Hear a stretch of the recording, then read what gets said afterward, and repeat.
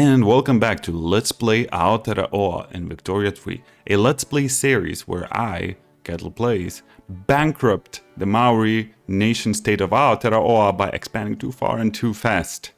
This time we have a lot to cover because we have economic issues in the game, and since they're quite boring and take quite a lot of time, I don't want to waste much more time before getting into the game. But one thing that I wanted to talk about is the Haka. So a lot of people, and I've seen this mentioned in different places a lot of times, say that Haka is a Maori war dance, but it is not. It's a ceremonial dance and it can be used for different ceremonies. As you can see here, President Obama is being greeted by Powiri, a traditional Maori welcoming ceremony, of which Haka is just a small part of. And here you can see Haka being performed by Christchurch high school students welcoming the Prime Minister Jacinda Ardern. So if there is one thing that I wish you to take away from this is that Haka is not just a war dance. It's not just for football, but it's a ceremonial dance that is used for many different occasions, such as welcoming ceremonies, funerals, and to commemorate specific achievements. Now, without further ado, let's get back into the game. Here we go again, back into the game. January 1st, it's the new century. We have a huge issue here. We're independent. The thing we wanted. The balance sheet of our market looks terrible. And that's what we are dealing with right now. So essentially, the current situation in which Aotearoan economy is completely unsustainable. And as you can see, we barely have anything going on right now. So we're gonna have to focus on solving all of those issues and somehow making our economy work again. First of all, we have to cut all of our losses by just losing any unnecessary expenditures. So we're gonna stop subsidizing. We're gonna move into cargo port, I think. Well, right now it says that it's much better to stick to. Pretty sure we're gonna have to go back to simple farming. Yes, hopefully we will be able to avoid starvation. The only thing we don't need to downgrade is gold, because that's how damn effective that is. We don't have any tooling workshops. I'm pretty sure we can just downgrade by default. Maybe glass is different. I don't know, we'll see. Ooh, fertilizers. We will need those. So maybe we can stick to using those fertilizers. Chemical plants will, of course, be useful as well, so we better keep those running. We need to decide which place is the best for making tools. I think it's going to be South Island. Coming up next, once we have these tooling workshops going, we're gonna have to think about getting some logging camps. So I'm just going to lay down some logging camps all over the place so that people have jobs. The thinking is that the biggest bottleneck in our economy is going to be tools. Before we unpause the game, we have right around 1 million trade routes that we can cancel. So let's just proceed to do that. So Austro-Hungary now is embargoing us, which is less than ideal. That means their market is not open to us, but we will try to get better relations with East India Company. We can have more interests declared, and that is exactly what I'm about to do, and that will open up some new interactions that we may have with others. So nobody seems to want any agreements with us. It's probably because we're infamous AF. And now, just to make some of our industries more effective, we need to start exporting stuff as well. Maybe some sugar can be exported. Let's just quickly stop and look at what's our grain situation. It's not great. Perhaps at this point we can upgrade our... Yeah, we can use the fertilizer. But we can't use the tools. Prevent... Look at our GDP. That went down quickly, right through the ground. When it comes to coal mines, we can actually upgrade them a little bit so that we could start getting more coal. We need as much coal as possible. And in these times of trouble, the Communist British Republic wishes to enter in a trade agreement with us, and that establishes a trade agreement between the two countries, and that's a type of diplomatic pact that eliminates tariffs and bureaucracy cost of trade routes. That means it's much cheaper for us to have trade routes, and of course we want that because our bureaucracy is a bit suffering due to the lack of paper. and this will help us out a little bit. So thank you, British Republic, for extending a helping hand in these trying times for independent Aotearoa. And now we can already see that we are having a much smaller bureaucratic deficit. Perhaps we can raise the taxes a little bit. I don't want to reach the point where we're bankrupt, we cannot borrow anymore, and then we can't build anymore, because building right now is, we're gonna build our way out of the situation. As you can see, there's not much that we can import. For example, when it comes to iron, that's it. We don't have any more iron available for us to import. So that creates a huge issue for us, and we will need to mine that iron ourselves eventually. Revolutionary Tasmania started a stamp out revolution diplomatic play against us. So let's look at that. Yeah, we're just gonna have a very small force to deal with this problem. Look at that. Iron, wood, coal. All of these are needed. Clippers including. And we will import every available clipper right now. Slowly but surely we will be able to start making our own tools. So right now, as you can see, the tools workshop is quite efficient, right? And that is the way we want to keep it. Oh, if we start using steel, then it's even better. But do we import steel from anywhere? We need at least 700 more. Is that even possible right now? Let's see. So we make 74 right now. So we would need 10 times more than we have. So 40 to fully supply Aotearoa with all the tools that we need. And that's why, of course, this is an efficient workshop. We need not only to solve the infrastructure issue that is facing us right now, but also find a good province to start making some steel. And I'm starting to think that it would be Victoria. As a matter of fact, we're gonna make 11 steel mills. As soon as we are able to get that steel mill ready, we will start making steel, obviously, and that will make our coal mines and our iron mines more efficient, and also provide us with much needed tools, because right now the way we are producing tools is very inefficient. I just wanted to go through and think if there's any ways we can reduce the expenditure right now. Obviously, we are buying goods for military buildings, so I would say once the conflict is over, we can off like 50,000 from there. Maybe we can go to wooden buildings. That will keep us afloat a bit longer, although we will also be building much slower. But that seems like the way to go right now, just minimizing our costs. And we are going to make sure that this rebellion is an unsuccessful rebellion. Maybe we can get some more recruits from Fiji. And we are about to win this battle, I hope. It looks like we are. Of course, our people want wage subsidies and National Guard. Unfortunately, I cannot provide that to them right now, as our economy is only 44 million. That is terrible. And we're not the worst worldwide, though. But yeah, it's terrible. The economy is terrible. The standard of living is extremely low right now. Hunger has become a dangerous problem for Aotearoan Western Australia. Yeah, let's just spend money on that. Campaign financing. Parties, particularly the Social Democratic Party, are struggling to raise enough funds for all their campaigning needs this election.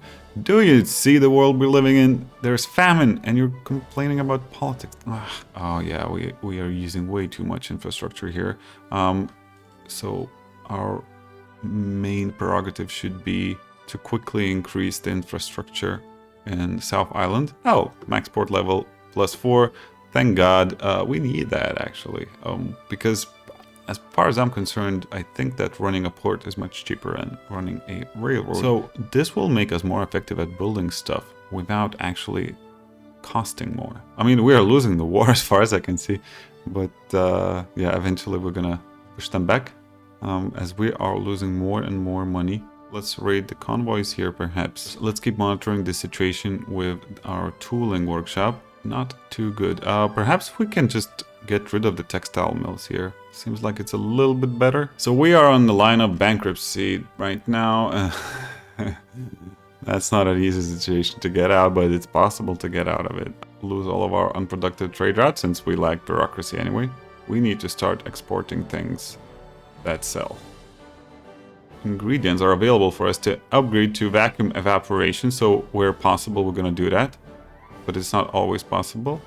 Sometimes we just stick to the Leblanc process. Let's let the people live on low taxes for a bit, and think about what can we do to actually improve the economic situation. So now if I, let's say, reduce the government wages and increase taxes, can I start climbing out of the hole? Yes, slowly but surely. What? Polynesian uprising? That's not the... Why are people choosing the worst times to uprise? You should know better. Okay, Fiji, Kanak, Bougainville. No, we can continue living on this low budget lifestyle. That is fine with me. I just wanted to check if we can, if we really wanted to, if it's possible to achieve positive income, and it is indeed. Let's try to individualize it. Ceramics in the south. Okay, so the war with the Papua has erupted unexpectedly. Let's just quickly get there and take them down. In the meantime, optimizing the economy one by one. This is going to be the most boring Let's Play ever. And welcome back to Let's Make Your Glass Factories Work For You. Polynesian uprising. Okay, now terrible news. We gotta secure this front because somehow our friends from the East Dutch Indies are losing in this war. Maybe we can make our coal mines work better, but that means we need to make sure that our chemical plants are making the explosives that we need. Okay, we crushed the Tonga secession. Oh, can we do something about our railways? Okay, let's make them privately owned. And I think slowly but surely they are doing better. Maybe some of them can use cargo prioritization as well. Seems like the way to go, as a matter of fact. Okay, seems like things are getting a little bit better, although we are still facing issues when it comes to our income. But we can start exporting iron, which will make our iron mines more efficient. We can export tea as well. And welcome back to the latest edition of Let's Export a bunch of stuff and then import a different bunch of stuff. Can we make this economy work somehow? As a matter of fact, yes. We're almost at a level where we can make things work. Oh, wait. Don't need these consumption taxes. What we actually need right now is a lot, and I mean a lot of infrastructure everywhere. Let's see, where else do we have? Everywhere we need to have a bunch of infrastructure. Yeah, it seems like our actions are reflected in the growth of GDP. Oil has been discovered in Western New Guinea. Oil rigs can be now built. That is good news. And we now have wage subsidies, which I don't want to have because they're gonna cost us a bunch. Look at that, welfare payments minus 75,000. Are you kidding me? Oh, this is horrible. We have to make the budget work, I guess. That's the only thing we... Here you go. Pay these taxes and you get your wage subsidy. Oh, and now we're finally turning in a profit. I guess all of this optimization by hand is starting to pay its dividends, huh?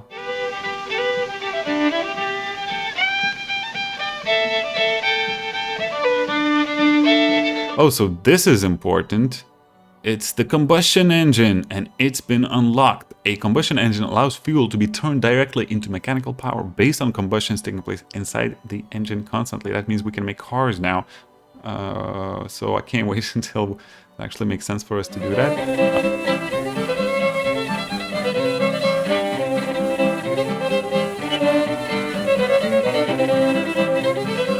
Wait, what if we raid convoys or something? Let's just go and raid those convoys. I have no clue what else can we do here. So dumb. Why can't we just come in here? And finally, after 4 boring years, we're back at 100 GDP per capita.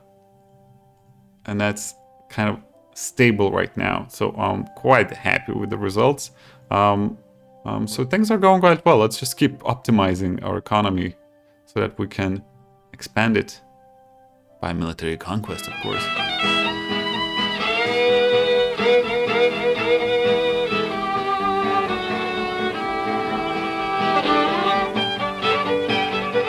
Finally, we're about to build the steel mills in Victoria. Can't wait for that to happen so that we can take advantage of the steel resource when manufacturing tools. Because right now, importing tools and importing steel is just not the way it goes. But as of right now, the iron is not expensive enough to justify the expenses that are needed to buy explosives and tools. As a matter of fact, tools are probably they're very expensive, right? Okay, so in other news, Jambi became independent by just being an asshole and not letting us fight a war with them. Or maybe that's the way for us to go. Maybe if we expand our trading capabilities, we can then export much more readily. So let's try expand the ports in Queensland, New South Wales. They should have the maximum possible amount anyway. Let's go with that. Our railways are functioning as well as they can. A gold mine means a lot for our economy, so let's prioritize that. Okay, let's try and use a different building method. So since we have around 6 million in the investment pool, we can just use the fastest building speed right now. That is magical. So let's use up all of the investment pool and then see what happens next. I wonder what is happening right now with our railway. So steel is missing. So we don't have enough steel to make use of our railways. Let's try and import some more. We can improve their production methods and then expand them as well. Let's see, so what are we lacking the most right now? It's glass and it's steel. We can't import steel. That's why we need to focus on making some more. Let's see, so more glass factories and more steel. Ooh, steel factories are terribly efficient. Number one most productive steel mill in the world. The use and abuse of this substance has spread throughout Queensland. But luckily I don't think Platinian people are a large group within our country, right? Here they are. So it's just about 10,000 Platinian people, so not the worst thing to happen. It seems like the Great Qing is still sort of against us. Oh, let's improve relations with the British Empire. I mean, the Communist British Republic. We need good relations with them, of course. We want to keep the trade agreement going. And right now we're losing a little bit of money because our investment capital has now been ended. So we will try to spend less on construction.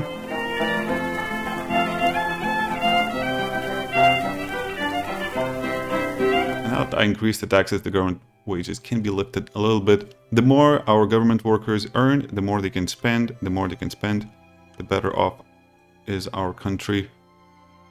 The more goods we can then produce. So we now have some issues regarding our infrastructure in the country. So I'm just going to expand the ports in North Island. I think you're supposed to have sufficient infrastructure in your capital because that's the main hub of trade. And if you don't, then you have issues in the whole country essentially. So let's expand those. So we're starting to make a little bit more money. Maybe we can lower the taxes and increase those military wages.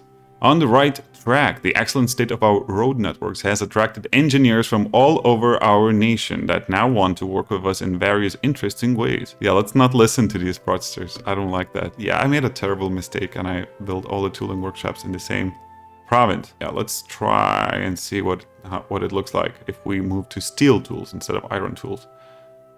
It crashes the economy. Right, and now we have an issue with the shipyards. They're costing us quite a lot. Although we do need these ships for the economy, so I'm just going to keep it the way it is. Let's see if we can upgrade our urban centers, which we can. Oh, look at that, East India Company. Look who turned around and now wants to do a little bit of bucky-wucky with Aotearoa. It's the East India Company, and they mean business, because they're a company. Agricultural investments strengthen the nation. What's your nation? How many English people live in your country, my good sir? We have, the first female president, Sarah Humphreys of the United Free States of America. So I actually read up on it, and now I know where the Free States of America come out of. So if the United States of America does not ban slavery or does not resolve the slavery issue, then the Free States of America might come out of a revolt against having slavery legal. So what happens then is that it secedes, and I suppose New Africa seceded the same exact way. And that means that, yeah, the bigger part of the country is seceded from the smaller part of the country, which is kind of funny. The map looks terrible because of it, but it makes sense. And now the protected speech is actually getting some public support, which we will try to pass because truly an endless cycle when it comes to building new buildings. Let's see what our investment pool is looking like. So it's at 5 million right now. So I guess we can just go into steel frame buildings again. Now we're getting plus 12,000 balance in our budget, and we're using at least half of that investment pool transfer to pay for the construction goods. So that's right. We still need glass, we still need paper, we still need coal. So let's focus on getting more of these. Now, can we import?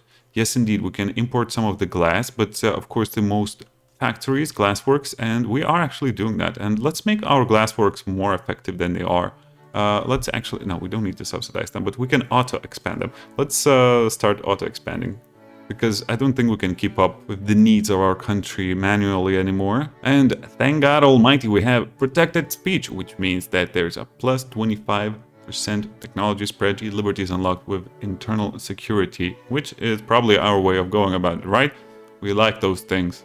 Maybe I will roleplay as an evil asshole in this game at some point, but for now, I like protected speech. Just don't be... I'm starting to think, like, can we get guaranteed liberties? Nobody wants them right now, so of course not. We need intelligentsia and the industrialists to be in government, which they are not right now. The industrialists didn't win elections, so we can't have them. But now we can have guaranteed liberties. Of course, Social Democrats not really interested in that for some reason. The fact that we are lacking these goods does not just mean bad things. It also means that some industries that require these goods are expanding, so that's good as well. Not good. Oh, look at that. Great Qing is now antagonistic against us. So this might be our future enemy. Right. Do we have any other... Oh, yeah, we have a lot of inactive trade routes, which we should cancel right now. So the British Communist Republic keeps liking us for some reason, and they now want to have a defensive pact. I guess that's because we're powerful. It's nice. I still appreciate the effort to befriend your former colony, Britain. Good job on that. Is Dainam, though, a British subject? Yes, it is, actually. Wow. Look at this puppetry. British Communist Republic is still engaged in the mass puppeteering business that the Empire was known for. Let's see. Can we will try to increase the salaries of our government workers here a little bit. Do we have a lot of money in the investment pool? Yes, we do. We have almost 4 million. So it's still going well with the investment fund. Bam, bam, bam, bam, bam. Let's prioritize building these things. And now wargaming is unlocked, and that lets us to mock up imaginary warfare scenarios by practicing strategy. It's possible to improve officers' combat abilities. I mean, it makes sense when you think about artillery. So now we can use artillery for our garrisons, which is where we can set it to artillery. Of course, that will cost a lot of money to buy up all of this artillery, but I think it's good in the end to have strong land forces, since we are looking for more wars in the future. I wonder if there's some place that we can puppet right now. We don't seem to have too many enemies that will be against us, so let's try and have this diplomatic play. And here we go, the Liberals did it. We have guaranteed liberties. Max 2 Home Affairs Institutions investment enables the Home Affairs Institution, which we didn't previously have, and then it means that we will have a slower revolution progression speed and less radicals from standard of living decreases and more loyalists from standard of living increases, which is... let's see if we can just import some stuff that's really expensive in our market right now, such as glass. No, regretfully no.